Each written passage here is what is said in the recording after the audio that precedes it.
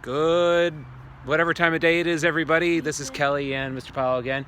We are out doing something creative because we're getting tired of being in the house and we want to go somewhere and we can't even think of where to go. So we are geocaching. So geocaching is something that you may have heard of before, or maybe it's new, but basically you go out into the world and you start exploring. You're not around, there's nobody around us, so it's perfectly safe.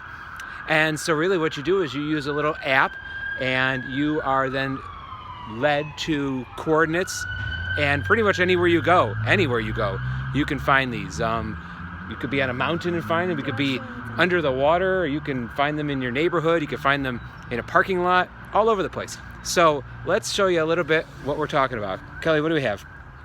So this is like the map, and then right where we are. So you check out a map and it shows you all different spaces, and so we've located one that is located behind this building in a plaza on Central Ave. And so different steps, this one.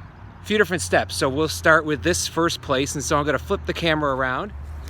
So the coordinates that we found, or the guidance on the app, led us to the back of the sign, and it gives us actual coordinates. And so we put those coordinates into our app, and it's going to tell us our next location to go. And so in this case, we're going to be going to, this is a multi-step cache, as they would call it. Some and so are we're just going to, one step. sometimes, most of the times, they're just one step. right It might be there. that you find a little container and it's just got a little roll of paper and you just sign your name. And so I'll try and show you one of those as well. But sometimes they're kind of cool like this, multiple steps you have to go and find. So we're going to move to the next step. Alrighty, so we are over at the second spot, and as we came to this place, I thought, you know, it could be down here at the base, because a lot of times you'll see geocaches are down in the base and I can't kind of lift it with one hand, but these usually lift up, and you'll find a lot of them in spots like that in parking lots. So we looked around a little bit. Kelly actually found this one. So Kel, where'd you find it? Up there. And so look at this, it is attached to the tree with a little zip tie. And so inside of it, there's some rolled up paper. Just gonna pull that out. Now usually there's a ton of names on there. This one has been just restarted, and the only name on there is our name. So maybe you can find this one, although I kind of gave it away, and write your name on there, put it back up, and you will have found your first geocache possibly. Okay, on to the next one. All right, we have headed over to Westland Hills Park, and so everybody knows where that is, of course. And the location we went to was this little parking area that is actually close to the Armory, the car dealership. And over here are the tennis courts.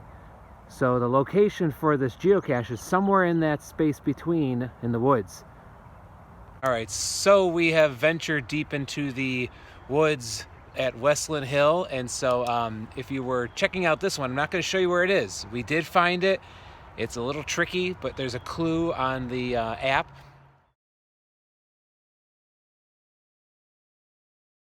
All right, that is it for our geocaching trip today. Hopefully you found this interesting and maybe it gave you an idea of something that you can do when you really can't come up with anything else to do.